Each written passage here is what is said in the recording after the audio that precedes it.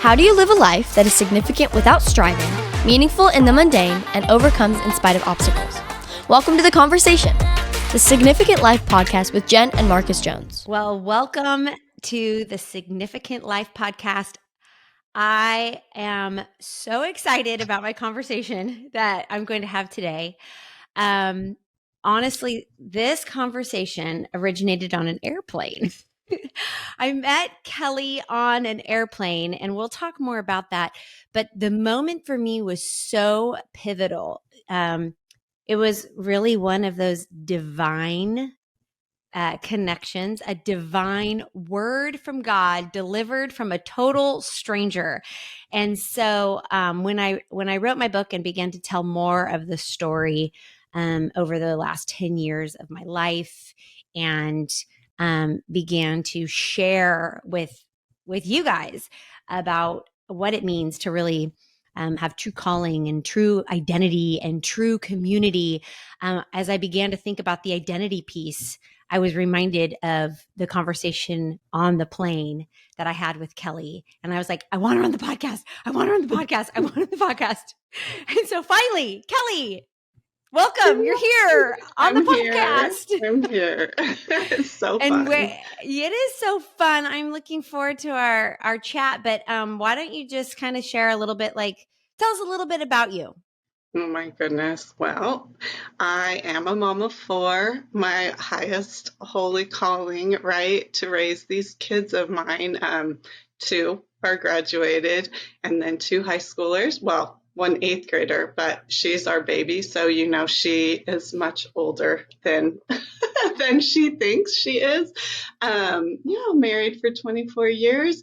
And when I had my second son, I knew I had to be home. I went back to work, and I just, if you're a mom, leaving them, thinking about all the things I was going to miss, I couldn't do it. It was like tearing my heart into pieces. And so what was that, 2004, 2005, I quit my job to stay home and raise my babies.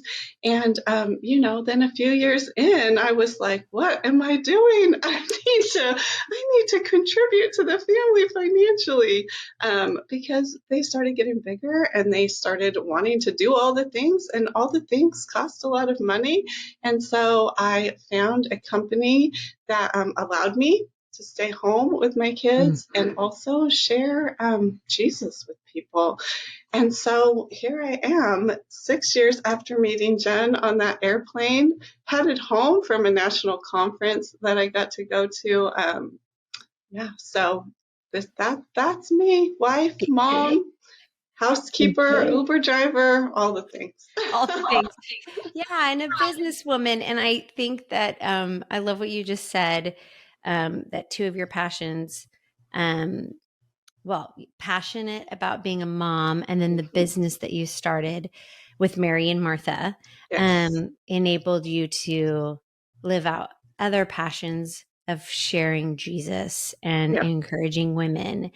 And it's no wonder, as you even just, talk a little bit about the roles you play, the parts of your life, the passions that you have, that we were a quick connect on the airplane, because I too have four kids. I don't have any. Well, I have one that's graduated.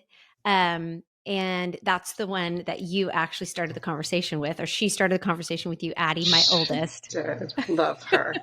Yeah. I mean, it was interesting because, it was 6 years ago. So she was 13 and it was her and you were flying home from your national convention. I was flying home from mine. That's and right. I was actually flying home early because we were still pastoring a church and I needed to get home for Sunday services. And that was actually a tension for me. And you met me in the middle of this tension. And, but Addie and I were not seated together. Nope. We were across the aisle. Yeah. And most people know that Addie has Down syndrome. And while she is, very capable, very outgoing, I still was like, oh, I probably need my 13-year-old daughter closer to me on the plane. But she sat there and she was like, Mom, I'm fine. And then you were very gracious and you're like, she's okay. And you guys began this conversation. And so anyways, we have the 4 kids. I too have an 8th grader who is very grown as well, because being the baby, they just do tend to be a little more grown. Yeah. And then we've been married 23 years. It'll be 23 years in November. So we were a quick connect in all kinds of things, but I want to share out of the book, because I think it will set up some of there's questions I have for you, because I know that my audience needs to hear what you say. Because I needed it so desperately that day. And it actually has spread like wildfire through the women that I connect with, and through the business that I'm a part of. But so on the plane that day, we met. And like I said, I was in a bit of a tension. And I knew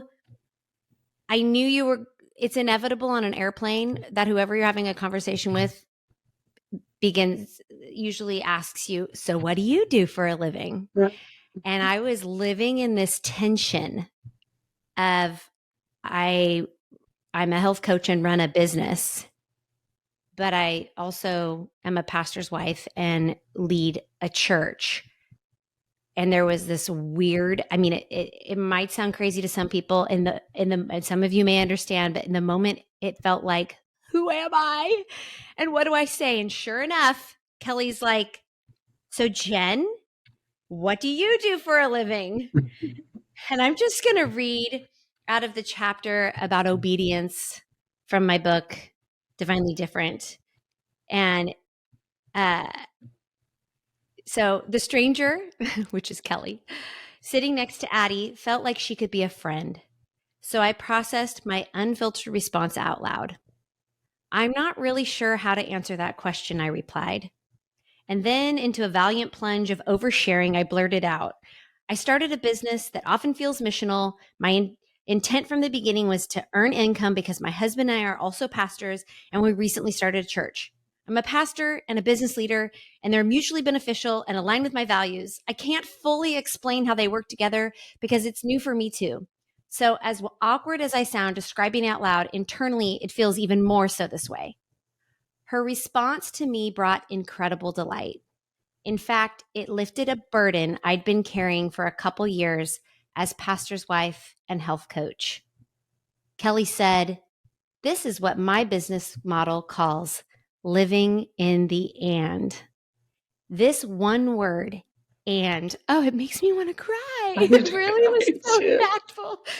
This one word, and, had me leaning in to learn more. She worked for a faith-based product sales company that earned income and engaged in the community.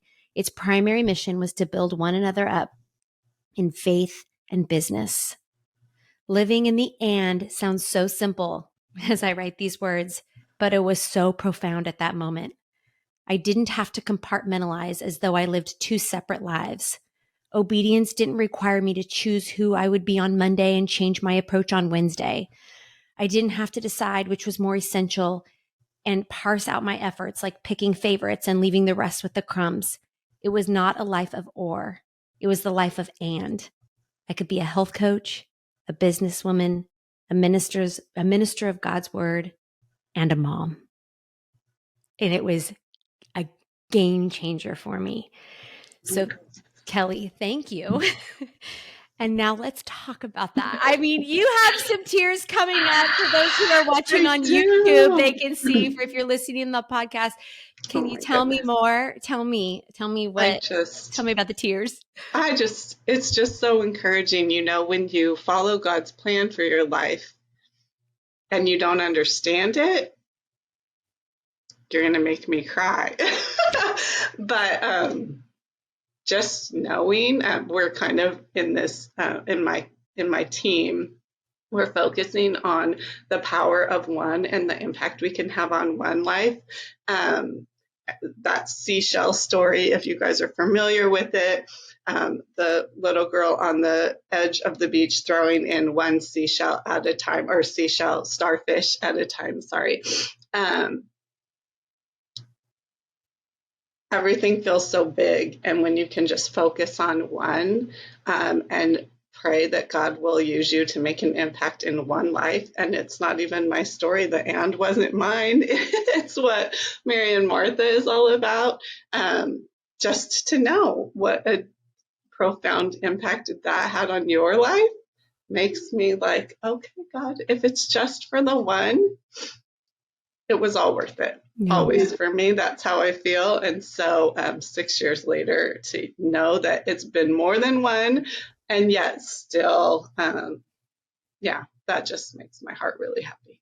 Yeah. And I'm glad I didn't read that on my own, that I got to hear that from your lips. Just thank you. Yes. Thanks for Well, yes. Well, thank you. And it has, that is so profound that if we would just focus on the one, because it actually has had it had a huge, cost freedom for me. It was almost like Jesus himself, like sitting next to me saying, sweet Jen, you're okay. You're on the right path. You're doing the right things. Like yes. And I see you, and I see your tension, and I see the fear that you have that you're maybe missing it or doing the wrong thing. No, like I see you, I'm leading you, I got you. And there was freedom. There was freedom that came, and it actually enabled me to run in my lanes, just like arms wide open. And it really launched me in a trajectory of abundance in all of the areas that God has called me to. And it rippled. It was a ripple effect, because then when one finds freedom, and then they run with it, it's like you shout it it was such a revolutionary thought for me. And I just started shouting it from the rooftops to every mom and business leader and minister that I came across that felt like they were having to make these different choices. I was like, or is it and? Maybe it's not or. Maybe it's and that obedience to God and faithfulness to him could look like fulfilling multiple purposes and living out lots of passions. And so I know that you do that. I have a couple of questions for you, because I think many of them, if they haven't embraced that, they want to embrace that. But how do you embrace that? And so my first question for you is, how do you handle the responsibilities, maybe the pressures, the challenges that do come when you live in the and? So you talked about your business and your team. You're running a team, you're leading a team, and then you talked about your home. You lead a home, you're running a home, and all the different Uber driver, nurse, cook, like all the different things that role entails. How do you manage them all? How do you run that business and care for your family? Goodness. I'm not here to pretend like I do it all well. So let's just be honest. My kids are getting bigger now, which is really nice. It's bittersweet, right? Like you want to see them grow and fly.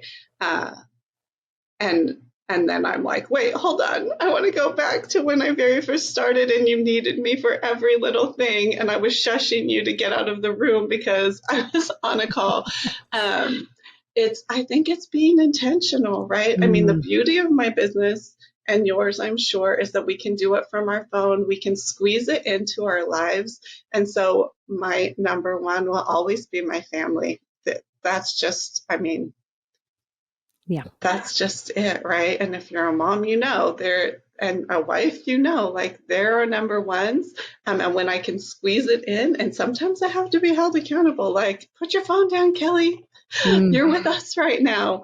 But to just turn that off and find that balance of telling my team, I'm going to be on vacation this week. I'll get back to you when I get back to you, because I'm the type of person who wants to be available all the time. Like I had a friend tell me the other day, I feel like, and she's kind of more of an extrovert. But anyways, and I'm kind of an extrovert too, or introvert. We're both introverted. I said that wrong. she said, I feel like you're the kind of person who would just drop everything to meet me for coffee. And I'm like, I am. Like, that's all I want in life is for someone to say, join me for coffee. And yet I still have to remember, like, be intentional, schedule out my time, look at my count. So looking at my day and just knowing, like, when can I fit Mary and Martha into my business? When can I spend some time training? When can I spend some time learning reels? All the things. And then just learning from other people, knowing I can't do it all on my own, and being really grateful for a team of leaders who will take over when it's time for me to like take a step back and focus on my family. So I think just looking at my day and knowing where I can squeeze it in and what's most important, just keeping the main thing the main thing. Oh, it's so good. It's a rhythm.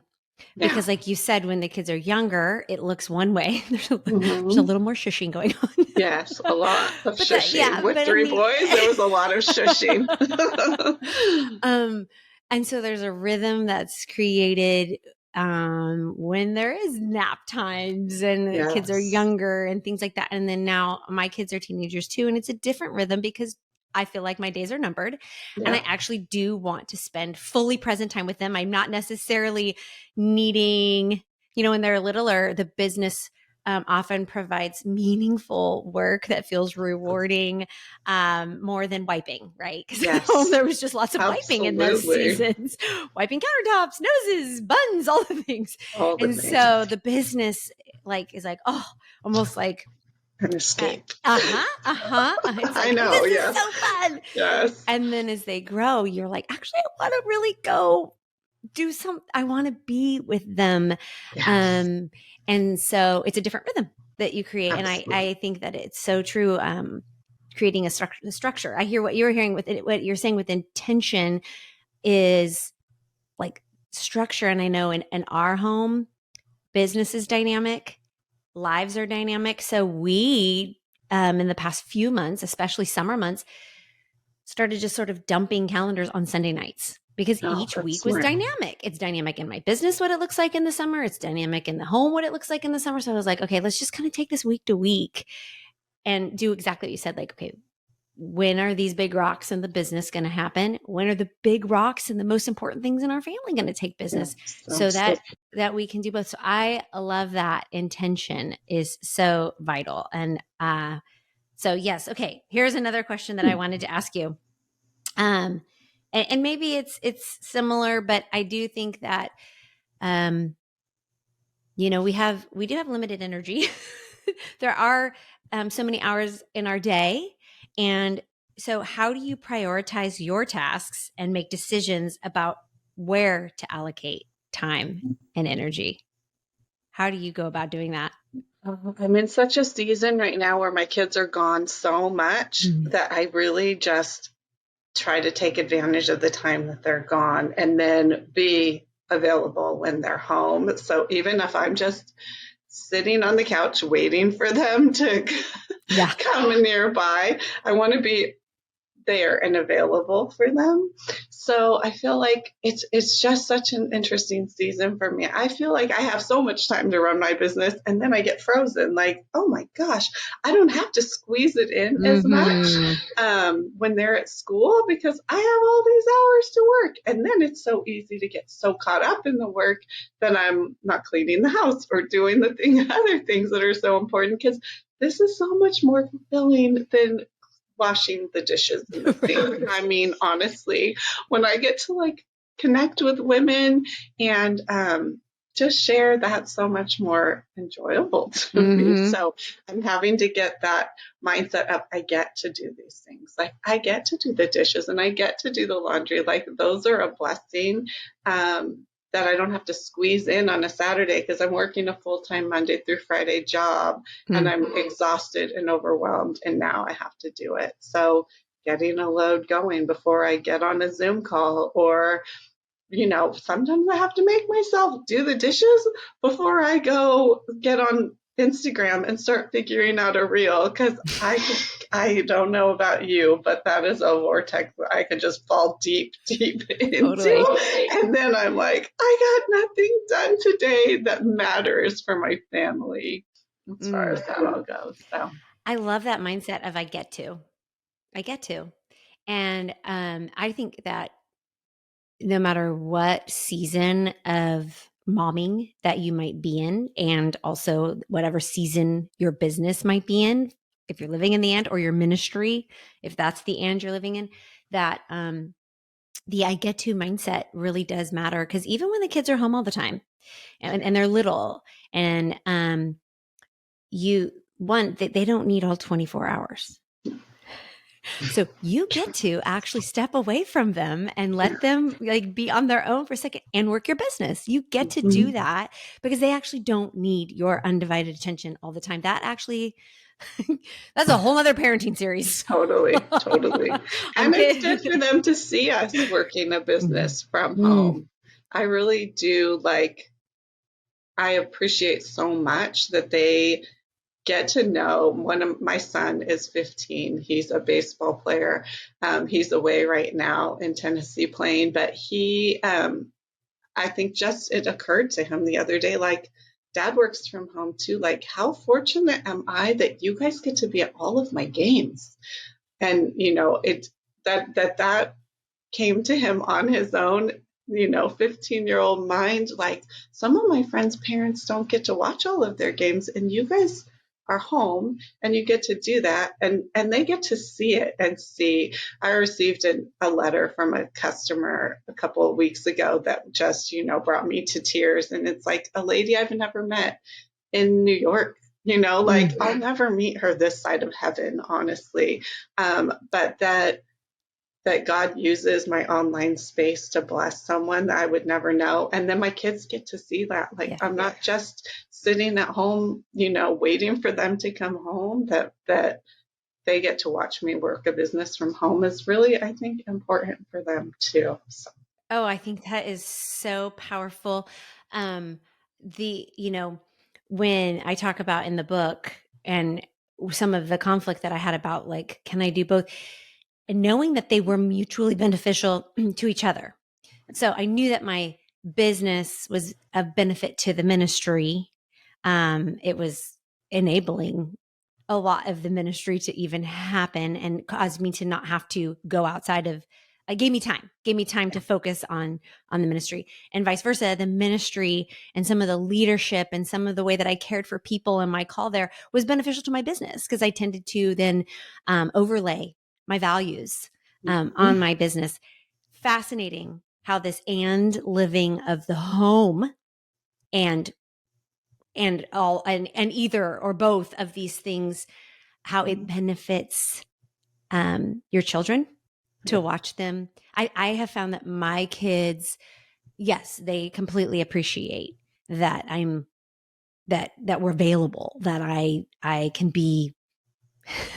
Funny thing, I can't be two places at once. I can't be at work and at their baseball practice. Exactly. So it's that's a wonderful thing. And then also the business has impacted them in some ways. It's caused my kids to think outside of the box of different dreams that they would have, or even what work can look like. And as they are all kind of in that season of figuring out what they want to do with their lives, which I'm well, that's going to take some time. But hey, yes, they're deciding on colleges and they're doing all these different things, right? So, but it is awakened their dreamer, I think, even more. And I'm glad kids should dream, but kids don't these days. The dreamer gets shut down around 10 years old and we stop creating. And so being able to create with the businesses that we, these vehicles that have been brought to us, that we get to build business through and serve through and, generate resources for our family through, has actually even been a benefit to my kids watching me do this. And they're like, oh, I wonder what's possible in my life and for me. Yeah. So I love it. It's just another upside to living in the and. And so, okay, then here is something that I would be curious about. Then how do you involve your family, or do you, in your business, and how do you create a supportive environment for them? My kids aren't really a big part of my business. They know what I do. They can appreciate what I do. They tell their friends what I do. but unless I'm like, I need you to stamp yesterday, my daughter, while we were driving to the post office, was putting stamps on thank you postcards. So, I mean, if that's including in my business, I guess kind of, yeah, they don't, I mean, loading up my car. So what I do is, my Mary and Martha business allows me to bring faith-based products into homes. So I do in-person gatherings, I do vendor events, things like that. My boys are muscle, so they can help me load up my car with the things. So they do that kind of stuff. I have a super encouraging husband who, I mean, I think that is like one of the greatest necessities in being successful in a business. In something like this is that you have the full support of your husband. He doesn't hate that I take him on incentive trips with me. So, right. Maybe that's why he has no problem loading up my car, but he has always been really great about helping with that. So as far as that goes, the kids don't do a lot with my business, but they support me and they love me and they cheer me on, and that really is everything for me. Absolutely. Yeah. I would say the same. Mine, I do some retreats and things, and they actually enjoy the community of people. So they'll help out serving and stuff. They get to go on some trips, which of course they love. And I just think in general, the culture that we create with our organizations and our teams and the business that we're building ends up being somewhat of a supportive environment for them, regardless of how much they actually practically do, which is a beautiful thing. I'm glad I don't have to like hide my kids from my work, or I don't have to like hide my work from my kids or whatever, because it's a volatile or toxic environment. It's just but so much of that is because we are getting to do both. We're leading our homes and leading our businesses, and it really, again, is mutually beneficial. Okay, last and there question. There are why. I mean, yeah, there are why we do it, right? Yeah. So, yeah, I love that. So, tell me more about that. Define that a little bit more. How your kids are your why. Well, I wanted to be home because I wanted to raise them, right? And then we needed an income. So, and I know so many women understand that. Like all of a sudden you're like, you want to be in theater and play baseball and do piano and and so it's just that I started my business because I knew I need to be able to help. And my husband, the reason that I started Mary and Martha was because my son fell in love with theater. So my son that just graduated fell in love with theater, Christian youth theater, and it wasn't cheap. And we were on a single income, and my husband was less than thrilled about me putting this overly dramatic child in theater classes. Like, why are we investing in more drama for this child of ours? They have the same personality, so they kind of butt heads, and he was little at the time, and I found Mary and Martha, and it was just all the perfect timing. The first day we saw him on stage, my husband said, wow, like he was born to be on that stage. And I was like, I've been telling you, like he's been wanting to be on stage for years. And then Mary and Martha came along, and back up, my husband, after he said that, said he made a comment, and this was 9 years ago now, that he needed to work harder so that he could provide for our kids to pursue their passions. And as a stay-at-home mom at that point for so many years, that was just like a dagger to my heart. Like, you can't work harder. Like, you're providing for a family of 6. And so immediately, the seed had already been planted, that Mary and Martha seed. And so as soon as we were done with that first show that Grant was in, I started digging a little bit more, making some phone calls. I started just so I could pay for theater. That was it. Like, I just wanted to be able to contribute to pay for theater.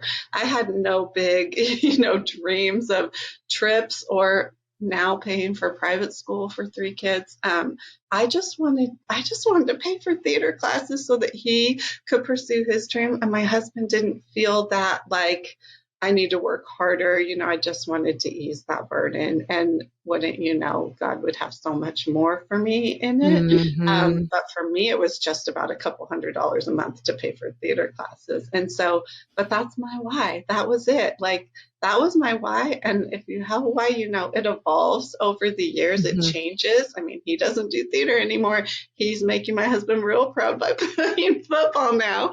But who knew? But it's just, yeah, they're it. They're the reason that we get online and show up every day. And then it's just evolved to so much more. I mean, like I said, women across the United States that I will never meet this side of heaven that I get to show up for and share and am encouraged in ways that I just never even could have imagined.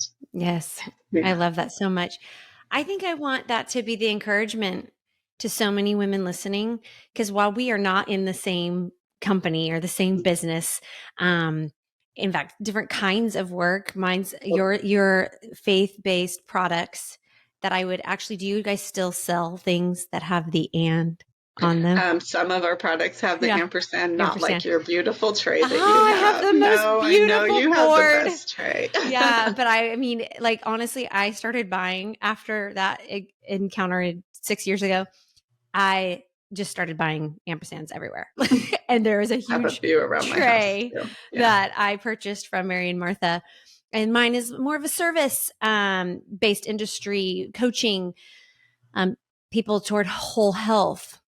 But I think that the value here is for the women listening who desire to make an impact in this world, who desire um, maybe some meaningful work on top of motherhood and what they are creating in their home, um, to know that it is actually possible. It is actually possible to do both. Yeah. That you can even create income and provide resource for whether your why is your children, other it evolves, so then it can evolve into other passion projects or other whatever your reason why you even want to do something. It matters.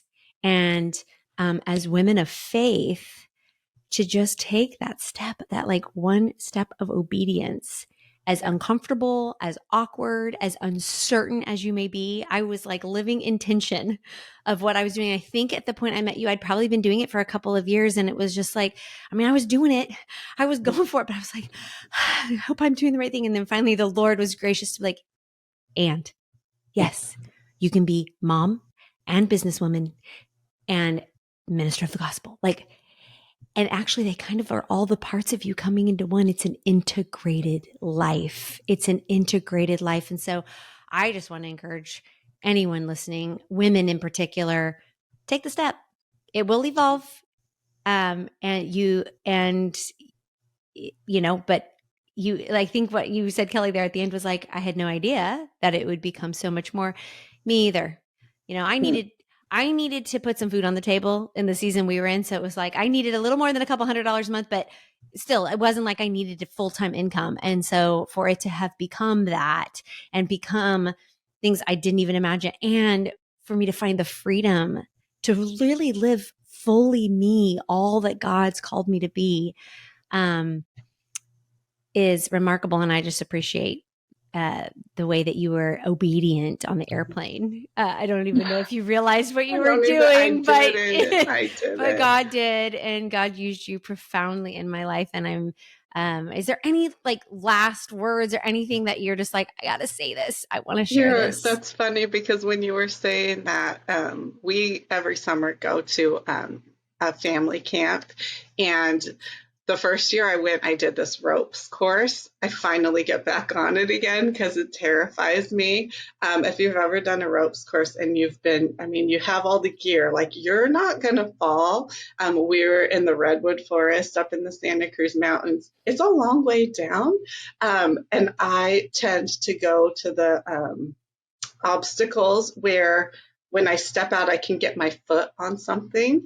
Have you ever done a ropes course Mm-hmm. before? I like the ones where I can put my foot on something secure and I don't have to like jump out.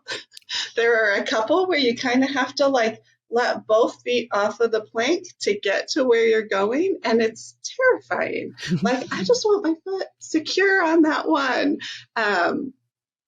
But taking that leap, like taking that getting both feet off. I don't know what I'm trying to say, but those are the most exhilarating ones. And God will catch you. Like, He's got you. I don't know. It's just like so the picture image for me was so big. And it's when I decided to jump in and do this too. Like, I avoided that last one where I had to take both feet off as long as I could. And then when I got to it, it was like, okay, I got to jump out a little ways. I can't just get my foot firmly planted on the next element before I have to just take that leap. So I don't know, just going into your encouragement, like there is something God has for you and He's holding you in that harness, if you will. So it's okay. You can take both feet off of the plank and trust that you're not going to fall. He's got you. Oh, thank you so much. Thank you for joining me today. I'm honored that you would come on and have this conversation. And what a divine appointment so many years ago. And the words you said continue to carry on and bring freedom to so many women. So thank you for your obedience and your incredible walk with Jesus. Thank you. I'll put all the ways to connect with Kelly and even the business, so you can go check out the different things that she offers. They're incredible for your home. You'll want to grab a few items and talk with her more about that. But thank you so much, Kelly. And all the listeners, have a fantastic day. Go live the life in the end. In the end. Thanks, Jen.